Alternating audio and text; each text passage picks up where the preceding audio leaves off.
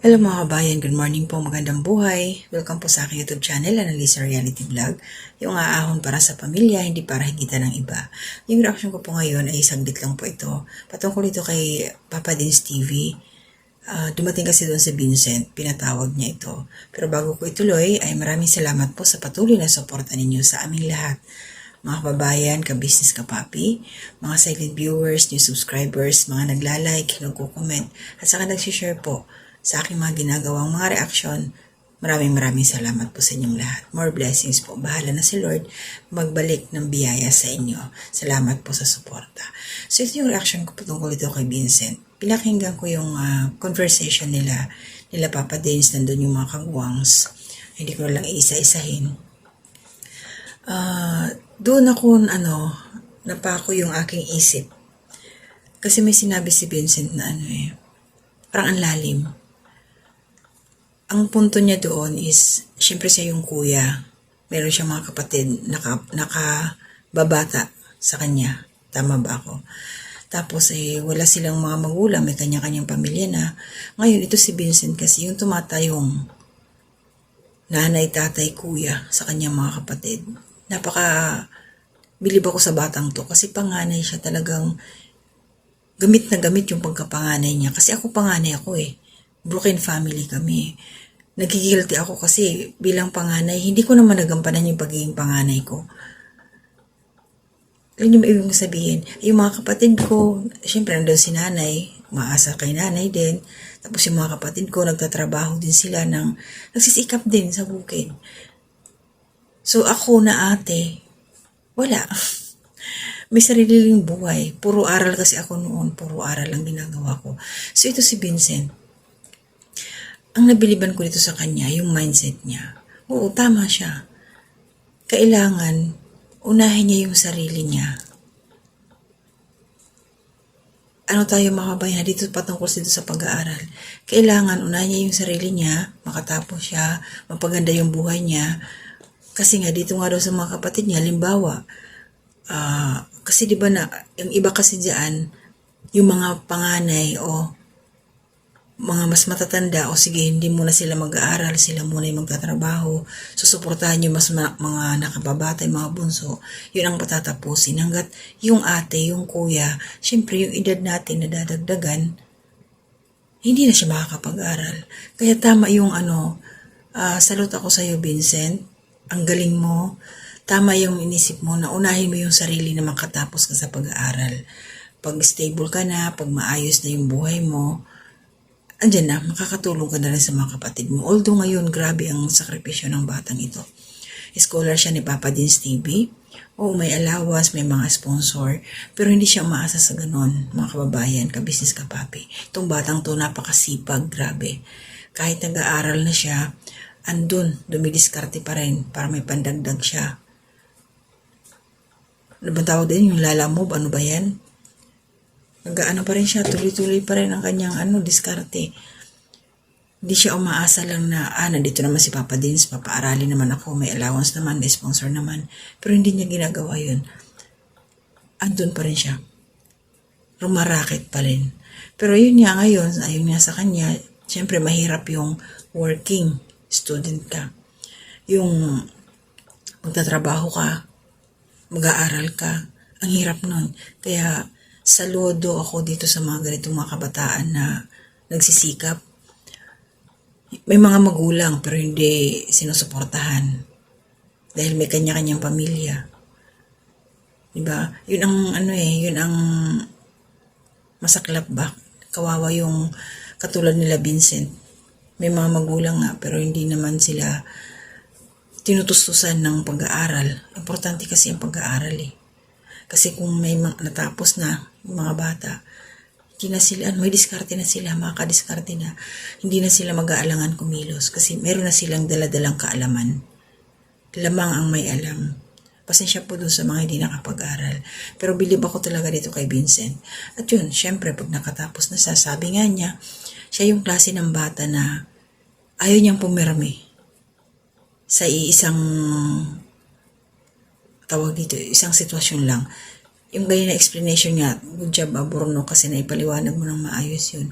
Naintindihan ko rin si si Vincent na siya yung klase ng bata na hindi siya makontento sa ganito lang ako. Sa ganyan lang siya. Gusto niya mag-level up. Gusto niyang mag-step up. Gusto niyang gumanda yung buhay. Kumbaga ngayon, nag-ano siya, naglalamo ba yun? O ano ba yun? Yung sa kanya, nagde-deliver. Ayaw niya na maging ganun na lang ang buhay niya. Doon na lang umiikot. So may pangarap ang batang ito. Kaya Vincent, huwag mo sayangin, tuloy-tuloy, huwag ang panghihinaan ng loob. Alam namin, napapanood namin yung mga video ninyo, nila Papa Dins, na kasama mo ang iyong mga kapatid. Ikaw ang tumatayong nanay, tatay, kuya nila. So sabi mo nga, syempre sa hirap ng buhay, kailangan mo nung kumilos. Syempre binabudget mo din yung binibigay ng mga sponsor. Magbibigay ka rin sa mga kapatid mo. Yung pagkain pang araw-araw, kaya kailangan mong dumiskarte. Kaya kailangan mong kumilos, kailangan mong trabaho. Kaya lang minsan sabi mo nga, pag marami ka na ginagawa sa school, mapipilitan kang hindi mo na bumiyahe kasi kailangan mong tutukan ng iyong pag-aaral. Pero Vincent, God is good. Bibigyan ka niya ng kalakasan, strength sa iyong trabaho, more wisdom and knowledge, presence of mind habang nandyan ka, nag-aaral, nagtatrabaho, at iingatan ka ng ating Panginoon sa iyong mga pagbibiyahe, sa paghatid ng mga kailangan mong ihatid sa iyong mga customer. Kaya pakatatag ka lang, tama si Papa Dins, 2 years na lang, makakagraduate ka na. At mas magaganda ang buhay mo at mas matutulungan mo pa yung mga kapatid mo. Kahit paano naman nabanggit mo na yung auntie mo, tumutulong din doon sa isang kapatid mo, sa mga kapatid mo na nag-aaral. Malaking bagay yun na mayroon din kayong mga kamag-anak na tumutulong sa inyo.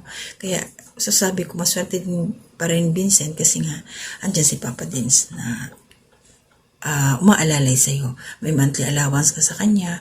So malaking tulong yun. So yun pala, napansin ko yung bahay nila. Diba binabaha yun? Sa side ko kasi wala pa naman tayong kakayanan eh. Dahil kailangan din ng pamilya ko. Sana may makatulong kila Vincent na yung sa tulugan nila kasi ang napansin ko, yung kapatid nilang babae, doon natutulog sa parang upuan yata, parang pinakakama nila. Then sila Vincent sa kasi yung isang kapatid yung lalaki sa lapag. Pwedeng anuhin yun eh. Kasi mataas eh, nakita ko. Pwede siyang lagyan ng, uso naman ngayon yung parang attic ba? Parang may kama, may second floor para sa babae. Kwarto ng babae. Yung mga bagong style ngayon, ano bang tawag doon? Loft bed, yun. Para may loft bed siya. Tama ba yung pronunciation ko? So yun, sana mayroon mag-sponsor ng ganun pandayan, lagyan ng hagdanan na lang, tapos tulugan ng babae dun sa taas para sa mga gamit din niya. Para yung mga boys, doon na sila sa baba. Diba? Sana may mag-sponsor. Pag-pray natin mga kababayan, ka-business, ka-papi at kalingap. Saka suportahan natin yung mga video ni Papa Dins para dito sa mga kabataan to. Ilan ang sponsor? Ang scholar niya. Andiyan si Hannah, si Sandra, si Azela, si Vincent. Kaya pag nakagraduate ito si Vincent, malaking it's an honor sa Papa Dins TV na isa na mapapagraduate na mauna to si Vincent eh. Kasi first year pa lang naman sila si Hannah, first year pa lang naman. O si Azela, grade 12. So Vincent, ikaw yung pioneer na magpapatapos ng Papa Dins TV channel. Kaya laban lang Vincent para sa kinabukasan, para sa ikagaganda ng buhay ninyo, yung mga kapatid. So yun lang po yung aking reaction. Believe lang ako sa batang to kay Vincent. Lalaki nga siya.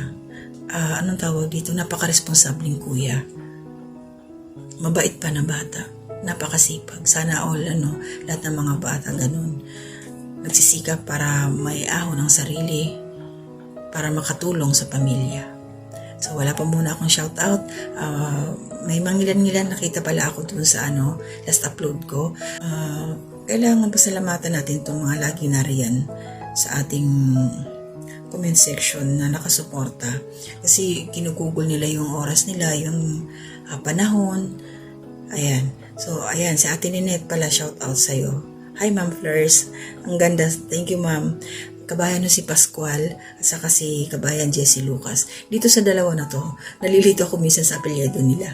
Pasensya po. Salamat sa suporta ninyo sa akin ha. Galing dito sa aking puso. Thank you po talaga. So mag-ingat po tayong lahat. Yung sa iba po, next time na lang babawi ako. Ngayon, ito na muna. Ingat po tayo mga kababayan, ka-business at ka-papi. Hanggang dito na muna. To God be the glory.